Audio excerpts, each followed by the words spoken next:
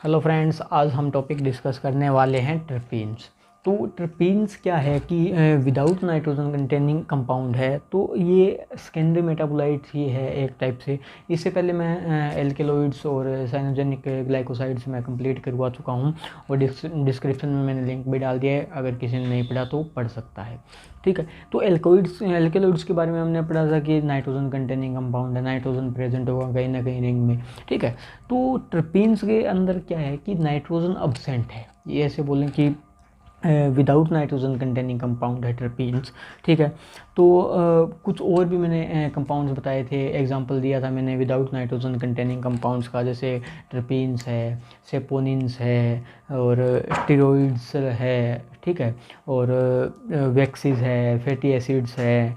ठीक है, और क्या है, पोलिकिटाइड्स है। These are the examples of without nitrogen containing compound secondary metabolites. ठीक है, ट्रिपीन्स भी एक टाइप से मेरे पास ये है कि सेकेंडरी मेटाबोलाइट्स है और प्लांट्स प्रोड्यूस करता है। ठीक है, तो नॉर्मली मैं बता चुका हूँ कि सेकेंडरी मेटाबोलाइट्स का काम क्या है। सेकेंडरी मेटाबोलाइट्स का काम यही है कि मतलब प्रोटेक्शन में रिलीज़ करता है सेकेंडरी मेटाबोलाइट अपने आप को। ठीक है, ग्रोथ एंड डेवलपमेंट के लिए ये नेसेसरी नहीं है।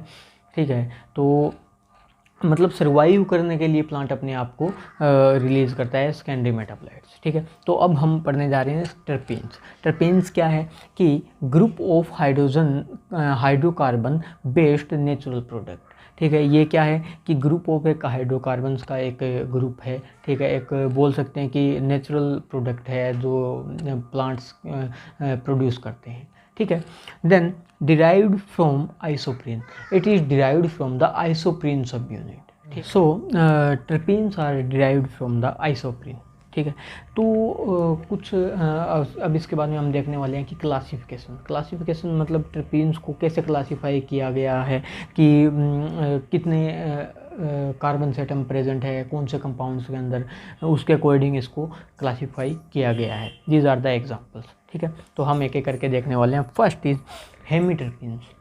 हेमीट्रिपीन्स जो है उसके अंदर कितने हेमीट्रिपीन्स कितना कार्बन कंपाउंड है, 5 कार्बन कंपाउंड। ठीक है, एग्जांपल है आइसोप्रीन।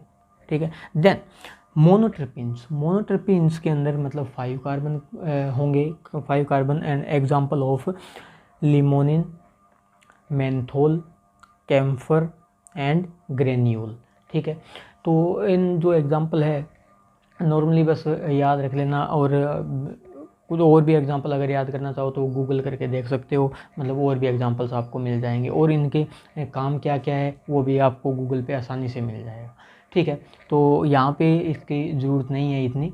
ठीक है, तो अपने को सिर्फ इतना ही याद रखना है कि एग्जांपल्स क्या क्या है। ठीक है, देन सिस्क्यूट्रिपीन्स मतलब 15 carbon, example is ABA, abscisic acid, gossypol, farnesol and pentalenolactone. ठीक है, पेंटालिनोलेक्टोन क्या है कि एंटीबायोटिक है।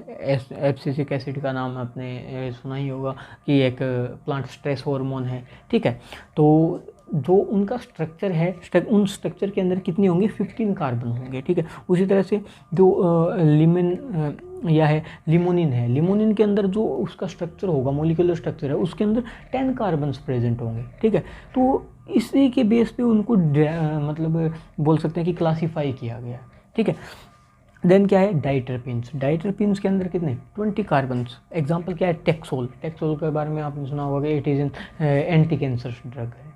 ठीक है, तो नेक्स्ट है जिब्रेलिन के बारे में आपने सुना होगा, it is an plant hormone.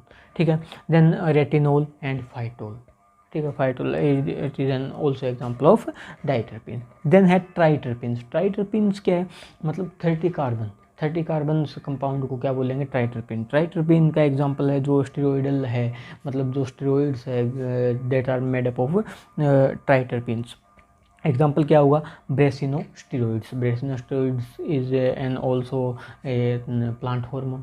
ठीक है, देन टेट्राटर्पीन्स के अंदर मतलब कितने होंगे, 40 कार्बन। एग्जाम्पल क्या है, कैरोटिनॉइड्स एंड जेंथोफिल। ठीक है। देन अगर इससे ज़्यादा अगर कार्बन कंपाउंड प्रेजेंट है या फिर कार्बन प्रेजेंट है तो उसको हम बोलेंगे पॉलीटर्पीन्स। मतलब 40 से अगर ज़्यादा का कार्बन प्रेजेंट है तो उसको हम क्लासीफाई करते हैं किसके अंदर, पॉलीटर्पीन्स के अंदर। उनके एग्जांपल है जैसे यूबिक्विनोन हो गया एंड रबर, ठीक है।